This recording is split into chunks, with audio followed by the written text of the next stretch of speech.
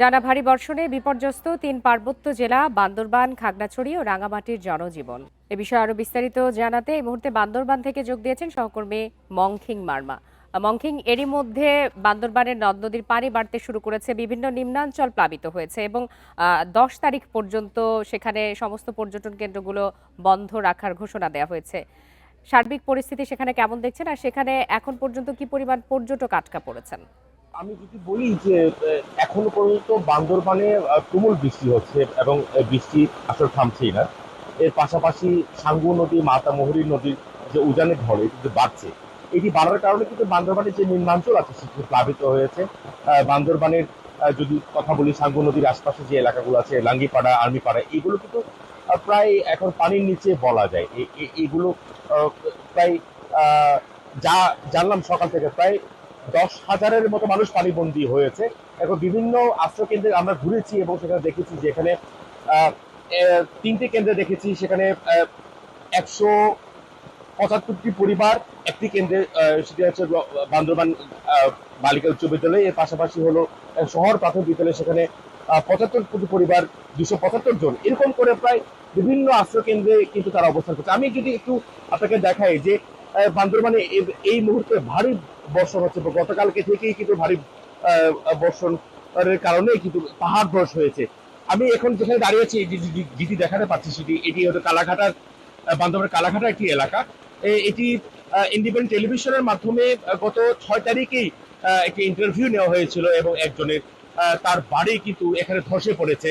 এবং আরেকটি বিষয় আপনাকে বলি যে এখানে যে পাহাড়ি ঢল আপনি দেখতে পাচ্ছেন, যে পাহাড়ি ঢল, এত পরিমাণ পাহাড়ি ঢল, এটি এর কারণেই কিন্তু যে পাহাড় ধস ঝুঁকি প্রচন্ড বেড়েছে। ওই গতকালকের পরেই এই বাড়িগুলো কিন্তু ধসে পড়ার কারণেই কিন্তু এখানে মানুষজন যারা আছেন তাদেরকে সেনাবাহিনী, ফায়ার সার্ভিস এবং যারা যারা আছেন তারা কিন্তু এখানে ঘর কিন্তু খালি আছে।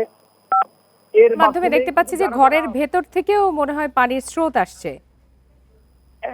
ধীরে বলছি যে এর বিপরীত যে পাহাড়টি আছে সেখান থেকে যে ঢলগুলো আসছে, এটি প্রচন্ড পরিমাণে ঢল। এবং এখানে আরেকটি বিষয় আপনাকে জানিয়ে চাই যে এখানে পাহাড় ধসের পরে যে ঘরগুলো আসলে ধসে পড়ে যায় পাহাড়ের বালির কারণে, তারা কিন্তু আসলে কোনো প্রশাসন অথবা কোনো জনপ্রতিনিধিকে তারা জানেননি। এই কারণে জানেনি তারা হলো যে প্রশাসনে এত নিষেধাজ্ঞার পরও তারা সেখানে অবস্থান করছে। এই কারণে কিন্তু তারা কখনোই বা এই পাহাড় ধসে যে বাড়িঘর নষ্ট হয়েছে সেটি কিন্তু তারা কখনো জানে। আপনি দেখতে পাচ্ছেন এখানে গত ৭ তারিখে একটি প্রতিবেদন করা হয়েছে ইন্ডিপেন্ডেন্ট টেলিভিশনে। এই প্রতিবেদনে কিন্তু এই যে বাড়িটি দেখতে পাচ্ছেন ধ্বংসস্তূপ, এটি কিন্তু ধসে পড়েছে, যার কারণে তারা কিন্তু বিভিন্ন জায়গায় আশ্রয় নিয়েছেন। জি, মংকিং মামা, আমরা আপনার মাধ্যমে দেখতে পাচ্ছি ধসে পড়া পাহাড়ের একটি অংশ। আপনি নিরাপদ দূরত্ব থেকে সংবাদ সংগ্রহ করুন, থাকুন আমাদের সাথে। এবারে একই বিষয়ে জানতে চলে যাচ্ছি খাগড়াছড়িতে, সেখান থেকে আছেন সহকর্মী সমীর মল্লিক। সমীর মল্লিক, এই মুহূর্তে খাগড়াছড়ির আবহাওয়া কেমন সেটি জানাবেন, এবং সেখানে কোন কোন এলাকা সবচেয়ে বেশি ক্ষতিগ্রস্ত হয়েছে এখন পর্যন্ত, এবং পর্যটকরা আটকা পড়েছেন আমরা জেনেছি, সার্বিক বিষয়ে জানাবেন।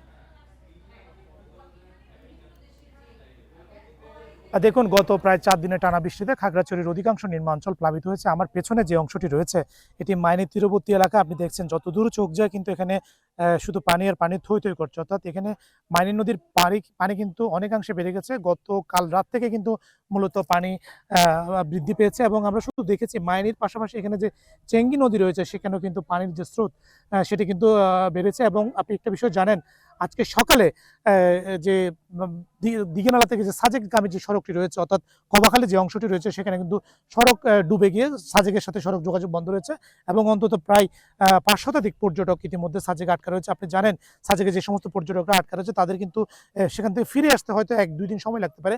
কারণ আমরা এখন যে বৃষ্টির অবস্থা দেখছি বা যেভাবে যে পানি বাড়ছে সেটির কারণে কিন্তু সাজেকে যে সমস্ত পর্যটকরা ফিরে আসার সুযোগ নেই, কারণ সাজেকের মাচালং অংশ এবং বাগাইহাট অংশ দুইটি জায়গায় কিন্তু পানি উঠেছে। পাশাপাশি দিঘিনালার যে অংশটি রয়েছে, অর্থাৎ কবাখালী অংশ, সেখানেও কিন্তু পানি বেড়েছে। অর্থাৎ ৩টি জায়গায় কিন্তু পানি বেড়ে যাওয়ার কারণে সাজেকে যে সমস্ত পর্যটকরা আটকা পড়েছে তাদের ফিরে আসার, আজকে যদি সারা রাত বৃষ্টি হয় সেক্ষেত্রে কিন্তু কালকেও আসলে ফিরে আসার সম্ভাবনা খুবই কম। তবে এখনকার যে বাস্তবতা আমরা দেখেছি সেটি হয়তো সেটি কিন্তু কালকে হয়তো তারা ফিরতে পারে যদি বৃষ্টি না হয়। এবং অন্যান্য যে এলাকাগুলো রয়েছে এখানকার মেরুঙে বেশ কিছু গ্রাম কিন্তু প্লাবিত হয়েছে এবং আমরা সেখানে খবর নিয়েছি প্রায় ৩০টার মতো পরিবার তারা কিন্তু ইতিমধ্যে আশ্রয়কেন্দ্রে আশ্রয় নিয়েছে।